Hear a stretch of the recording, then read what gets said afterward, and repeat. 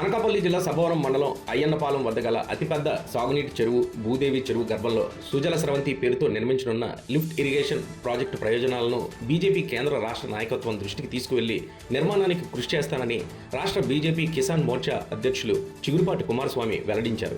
సభవరం మండల పర్యటనకు ఆదివారం వచ్చిన ఆయన ఆరిపాక నుంచి నేరుగా బీజేపీ కార్యకర్తల ర్యాలీతో అయ్యన్నపాలెం భూదేవి చెరువు గర్భానికి బయలుదేరి వెళ్లి పరిస్థితులను పరిశీలించారు. ఆయనకు రాష్ట్ర బీజేపీ అధికార ప్రతినిధి, గ్రామ రెవెన్యూ అధికారుల సంఘం వ్యవస్థాపక అధ్యక్షులు ఎర్లి శ్రీరామ్మూర్తి ఇక్కడ భూదేవి చెరువుపై పోలవరం ఎడమ కాలువ ద్వారా నీటిని మళ్లించి లిఫ్ట్ ఇరిగేషన్ ప్రాజెక్టు నిర్మిస్తే ఉత్తరాంధ్ర జిల్లాలకు 8 లక్షల ఎకరాలకు పైగా సాగునీరు, త్రాగునీరు పుష్కలంగా లభిస్తాయని 2009 ఫిబ్రవరిలో అప్పటి మాజీ ముఖ్యమంత్రి స్వర్గీయ రాజశేఖర రెడ్డి పునాది రాయి వేశారన్నారు. నాడు సుమారు 772 కోట్ల రూపాయల నిధులతో లిఫ్ట్ ఇరిగేషన్ ప్రాజెక్టు నిర్మించి ఎత్తుపోతల ద్వారా విజయనగరం జిల్లాలో ఒకటి, రిజర్వాయర్లో మరొకటి మినీ రిజర్వాయర్ నిర్మించి శ్రీకాకుళం జిల్లా వరకు సాగునీరు, తాగునీరు అందించే ప్రణాళిక రూపొందించారన్నారు. ఆ తర్వాత వచ్చిన ప్రభుత్వాలు పోలవరం ఎడమ కాలువకు ప్రతిపాదించిన నిధుల్లో రాష్ట్ర ప్రభుత్వం ఎక్కడా భూదేవి చెరువుపై రిజర్వాయర్ ప్రతిపాదన తేలదని గుర్తు చేశారు. దీంతో గత వైఎస్ఆర్ కాంగ్రెస్ పార్టీ ప్రభుత్వంలో పోలవరం ఎడమ కాలువ అలైన్మెంట్ మార్చేశారని, మీ ద్వారా పూర్వం ప్రతిపాదించిన అలైన్మెంట్ అమలు చేసి ఈ చెరువు గర్భంలోకి గోదావరి నీటిని మళ్లించడం ద్వారా ప్రాజెక్టు నిర్మించేందుకు భారతీయ జనతా పార్టీ కృషి చేస్తే శాశ్వతంగా రైతులకు, ప్రజలకు సాగు తాగునీటి కష్టాలు తీర్చిన వారు అవుతారని రాష్ట్ర కిసాన్ మోర్చా అధ్యక్షుడు చిగురుపాటి కుమారస్వామి దృష్టికి తెచ్చారు. కుమారస్వామి కిసాన్ మోర్చా రాష్ట్ర అధ్యక్షుడిగా ఉన్నా. నేను రాష్ట్రంలో అనేక జిల్లాలు పర్యటన చేస్తూ ఇవాళ అనకాపల్లి రావడం జరిగింది. పర్యటనకి 2-3 విషయాలు ఉన్నాయి. ఒకటి, విబిజీ రామ్జీ ఏదైతే ఉపాధి పథకం ఏదైతే ఉందో దానిని కమ్యూనిస్టులు, కాంగ్రెస్ పార్టీ వాళ్ళు ఇది రద్దు చేస్తారని చెప్పని చెప్తున్నారని, ఇది రద్దు చేయట్లేదు, ఇది పేదల పథకం అని చెప్పాలనే ఉద్దేశం. పార్టీ ఆర్గనైజ్ పరంగా బలం చేకూర్చడం కోసం కిసాన్ మోర్చా ఆధ్వర్యంలో రైతులు వాళ్ళ సమస్యలు పరిష్కార దిశగా ఏం చేయాలనే ఆలోచనతో ఈ జిల్లాకు కూడా రావడం జరిగింది. దాంట్లో భాగంగానే ఇవాళ ఒక ప్రాజెక్టు పరిశీలనకు వచ్చింది. ఎప్పుడో కాంగ్రెస్ ప్రభుత్వం సమయంలో దాన్ని శంకుస్థాపన చేయడం జరిగింది.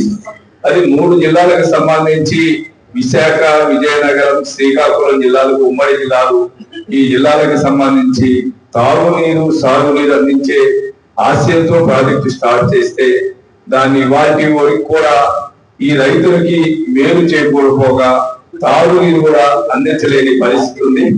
దాని విషయంలో రైతులతో మాట్లాడి ఎట్టి పరిస్థితుల్లో ప్రభుత్వం దృష్టికి తీసుకెళ్లి ఏదైతే రైతులు ఇవాళకి ఏదైతే ఏ ఆశయం కోసం అయితే ఆ స్థాపన జరిగిందో ఆ ఆశ నెరవేరేట్టుగా భారతీయ జనతా కిసాన్ మోర్చా ఆలోచన చేస్తుంది. అట్లాగే విబిజీ రామ్జీకి సంబంధించి కూడా లక్షల కోట్ల రూపాయలు కుంభకోణాలు జరుగుతున్నాయి ఇవాళ.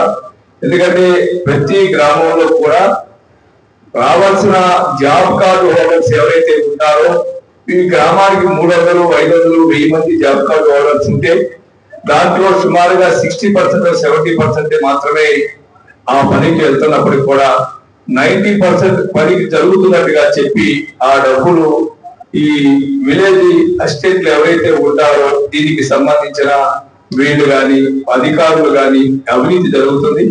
ఈ అవినీతిని అరికట్టడం కోసం నరేంద్ర మోడీ గారు దీనిని పూర్తిగా మార్పులు చేర్పులతో జరిగింది. ప్లస్ ఇది 100 రోజుల నుంచి 125 రోజుల పాటు పెంచడం జరిగింది.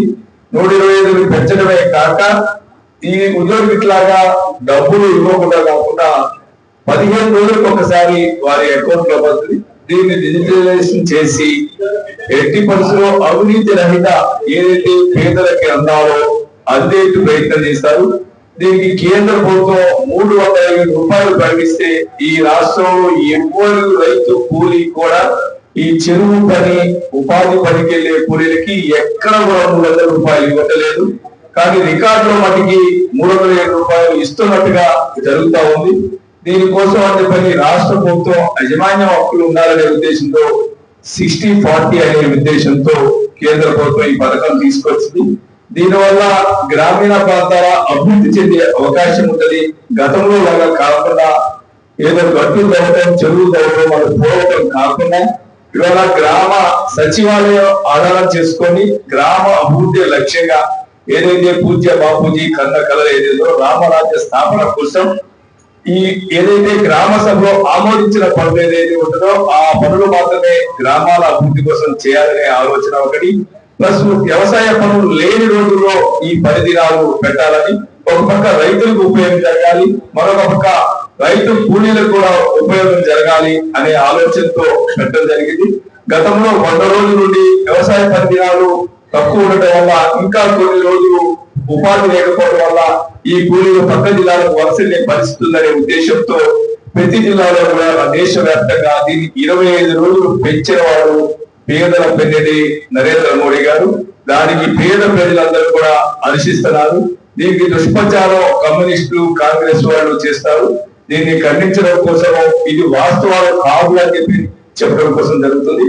అట్లాగే భారతీయ జనతా కిసాన్ మోర్చా ఆలోచన ప్రకారం వారి ఆధ్వర్యంలో ఆంధ్రప్రదేశ్ లో 16,000 పంచాయతీలు ఏదైతే ఉన్నాయో ఈ 16,000 పంచాయతీలో ఒక 2-3 నెలల్లో 5,000 పంచాయతీలు గ్రామ కమిటీలు వేయాలనే ఆలోచనలో, అంటే గ్రామంలో రైతులు రైతు కూలీల్లోకి ఏదైతే రైతు విభాగం అయినటువంటి భారతీయ జనతా పార్టీకి అనుబంధంగా ఉన్న కిసాన్ మోర్చా ఉందో దీని రైతులు రైతు కూలీలతో గ్రామానికి 5 చొప్పున సుమారుగా ఆంధ్రప్రదేశ్ లో రాబో 3 నెలల్లో ఏప్రిల్ 6వ తారీఖు పార్టీ ఆవిర్భావ దినోత్సవం.